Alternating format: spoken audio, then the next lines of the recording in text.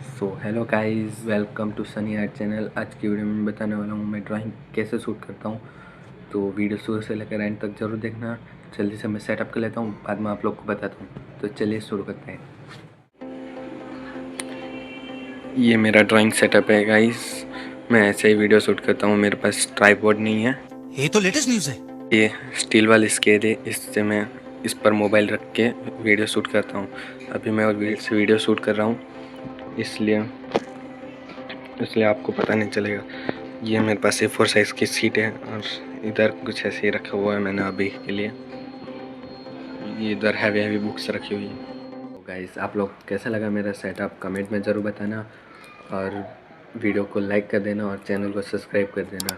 वैसे तो मैंने पहले ही एक शॉर्ट वीडियो अपलोड करके रखी थी, आप लोगों ने नहीं देखी हो तो मैं अभी आप लोग को बताता हूँ।